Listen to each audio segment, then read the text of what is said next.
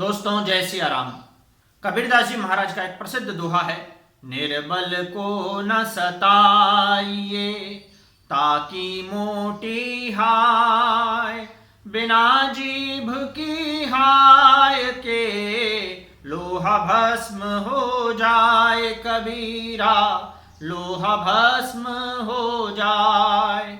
कबीरदास जी की बात से गोस्वामी तुलसीदास जी भी सहमत हैं। गोस्वामी तुलसीदास जी कहते हैं, कारज से कारण कठिन। वे कहते हैं कि कई कार्य ऐसे होते हैं जैसे पत्थरों को इकट्ठा करके पिघलाकर उसमें से लोहा बनाया जाता है, तो वह लोहा इतना कठिन हो जाता है कि जब वह घन के स्वरूप में पत्थरों पर पड़ता है तो पत्थर टुकड़े टुकड़े हो जाते हैं।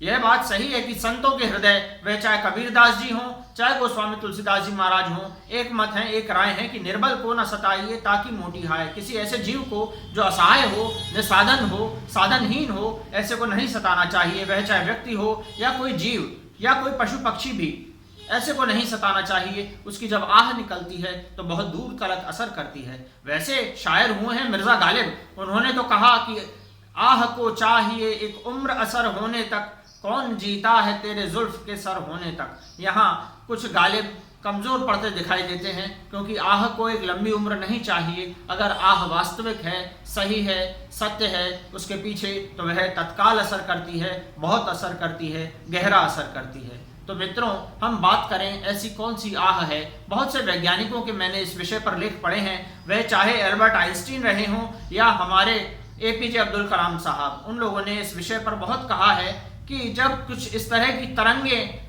प्रकृति में व्याप्त हो जाती हैं, जो बहुत, जिसके पीछे बहुत दर्द होता है, बहुत पीड़ा होती है, बहुत आह होती है, बहुत करह होती है, तो ऐसी पीड़ा और दर्द ऐसी तरंगों को उत्पन्न करता है जिसके कारण आते हैं भूकंप। जी हाँ, भूकंप का जब हम कुछ इतिहास पढ़ेंगे तो हम पाएंगे कि भूगर्भ शास्त्री दरअसल में 150-200 साल का इतिहास निकाल के बता देंगे कि रिक्टर पैमाने पर इतने तीव्रता का भूकंप यहाँ आया था और उससे इतने लोगों की मृत्यु हुई या मारे गए या इतनी संपत्ति का नुकसान हुआ। परंतु यह सिर्फ उसका इतिहास मात्र है, थोड़ा सा। जब हम इसका गहन अध्ययन करना चाहें, कुछ सत्यान्वेषण करना चाहें, सत्य की खोज करना चाहें कि दरअसल में भूकंप के वे कौन से कारण बनते हैं, तो हम पाएंगे इसका सबसे बेहतरीन उत्तर हमें मिलेगा कुरान शरीफ के अंदर। जी हाँ, कुरान शरीफ के अंदर बहुत सी सूरहों में बहुत सी आयतें बार बार पुनरावृत्ति उनकी की गई है कि दरअसल में भूकंप क्यों आते हैं। भूकंप आते हैं, सभ्यताओं की सभ्यताएं मिट जाती हैं, इसका बहुत उसमें उदाहरण आपको उसका इतिहास देखने को मिलेगा।